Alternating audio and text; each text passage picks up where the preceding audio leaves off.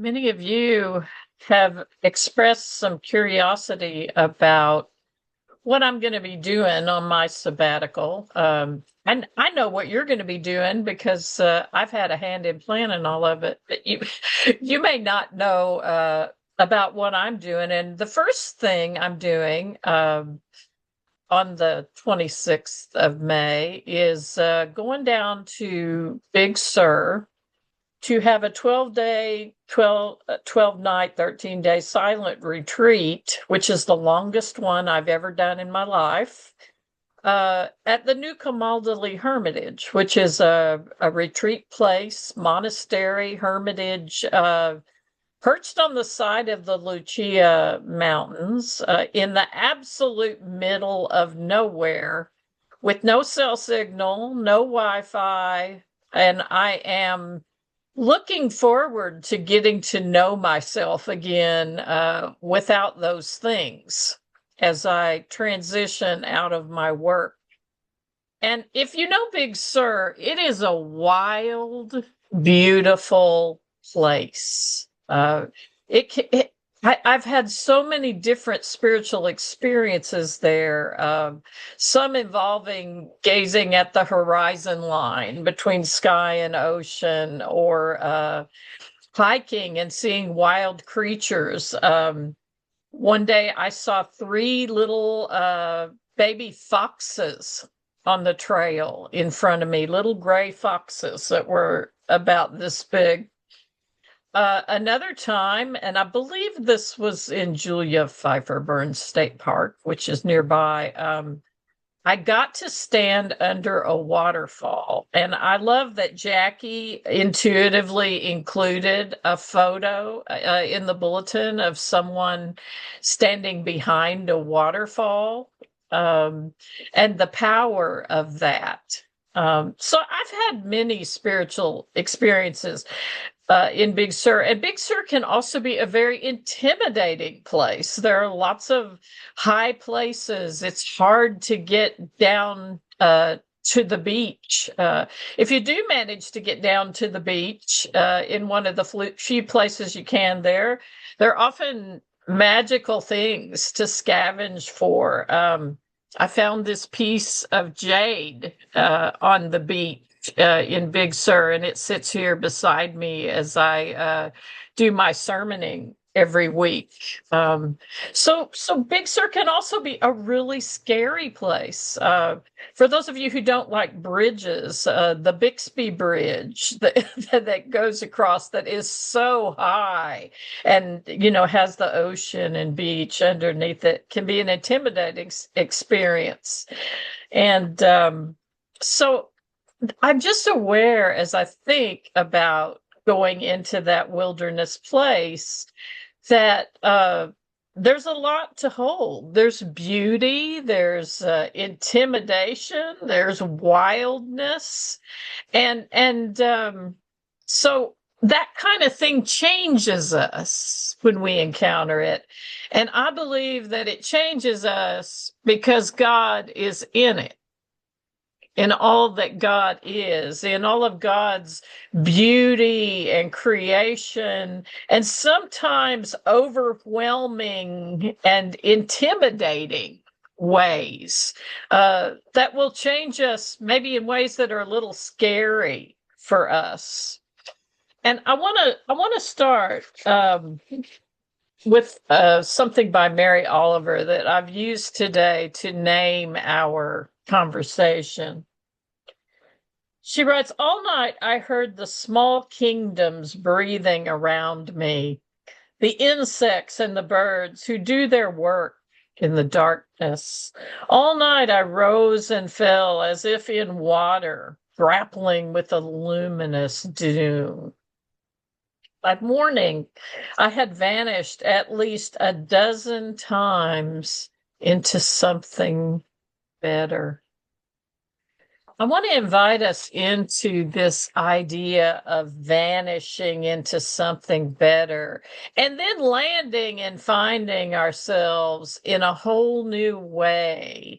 In the New Age movement, they talked a lot about timelines, about landing in a better or different timeline. And I think this vanishing into something better that Mary Oliver talks about is very possible in the wild and in the forest. If any of you've ever been camping, you understand what she's talking about here. Her poem is called Sleeping in the Forest. And you're in your tent or your camper and you hear a weird noise or you hear something bump up against, it can be intense. And your mind can race, and then you can get into luminous doom scrolling a la nature.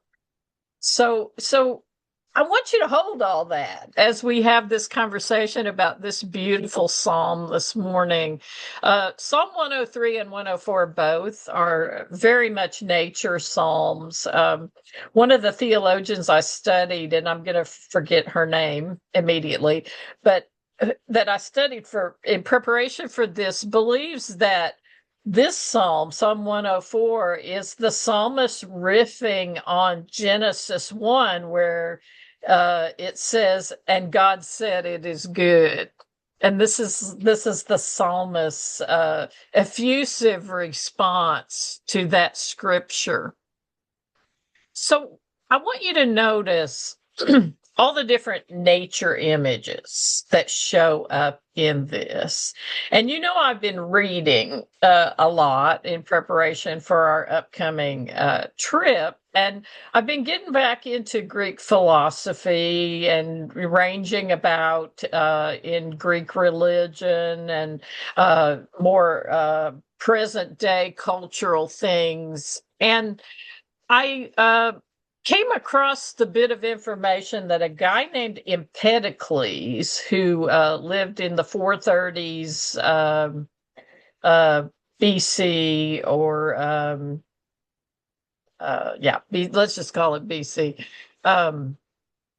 came up with the idea that there were four elements: earth, air, fire, and water.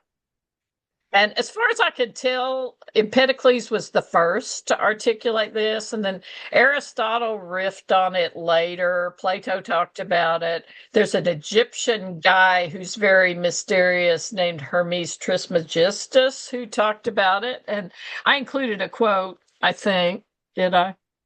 From Hermes today. Yes, right here it is. In which Hermes wrote, we don't know who Hermes was or whether he existed or not or something. And so Hermes writes, "Of living things, my son, some are made friends with fire, and some with water, some with air, and some with earth, and some with two or three of these, and some with all."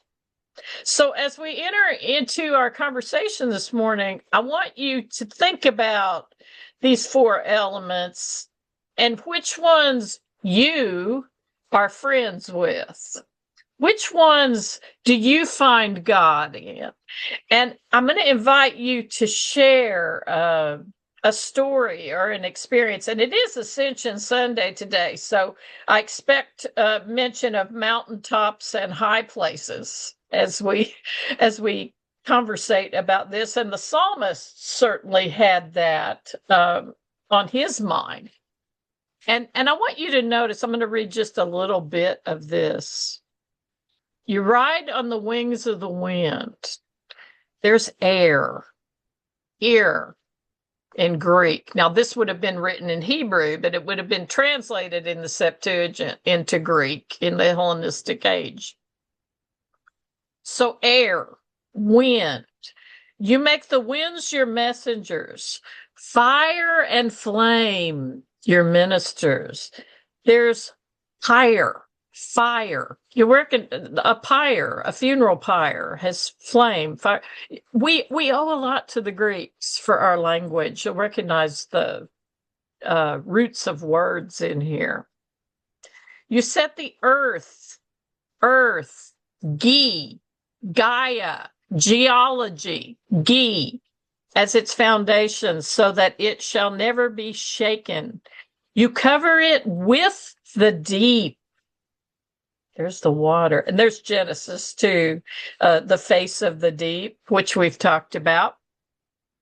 The waters stood above the mountains, and at your command they flee. There's mountains, earth, high places. At the sound of thunder, storminess, they take to flight.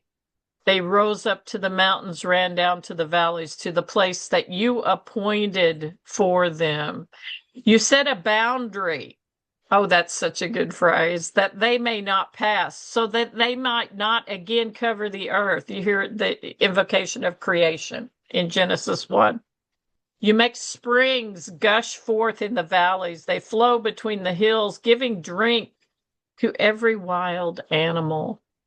By the streams, the birds of the air have their habitation. They sing among the branches. From your lofty abode, you water the mountains. The earth is satisfied with the fruit of your work. You cause the grass to grow for the cattle and plants for people to cultivate, to bring forth sustenance, okel, sustenance from the earth, and wine to gladden the heart, oil to make the face shine, and bread to strengthen the heart, labab, the heart. I want you to look at those two words a little bit, and then I'm going to invite you to share your stories of encountering God in nature. Okel means sustenance. It can mean food, but it also means that which sustains life. So again, we're talking about food here, but we're also talking about other bigger things that sustain our lives. What sustains you? I would guess that these things we've come up with in our survey would be a pretty good overview of that, and I'll invite you into sharing that. So, okel, sustenance, that which sustains life. Then lebab can mean heart, like the pump, and it can also mean mind, understanding, or in a feminine sense, breasts. So there's an element of the divine feminine as heart, and we're talking about what makes our hearts sing, what sustains us. These words are good underpinnings for our whole conversation about what makes our hearts sing. So with all that being said, I want to invite you now to finish the sermon with me and maybe share a time that you encountered the divine in nature. Did you find God in blooming things, or near water, or in the desert, or the woods, or the mountains and high places? Notice what element you're drawn to of those four basic ones. Now, granted, in after the scientific revolution in the 17th century, we came up with this whole thing called the periodic table of the elements, which my son had to memorize pretty recently. So it got way more complicated, but I want you to stay with these four: earth, air, fire, and water, like the ancient Greeks and folks in the Hellenistic age would. So our psalm here gives us a lot of hints and possibilities that might fuel your storytelling. So I want to invite you into that. And if those of you who've joined us online that I forgot to welcome this morning, so welcome to you if you are listening. Please drop your experience or your thoughts about finding God in nature into our chat underneath the video, and because we'd like to hear those, and I will respond to those in a little bit. So I invite you into that as well. So what say you? I invite you into this adventure of finishing the sermon with me.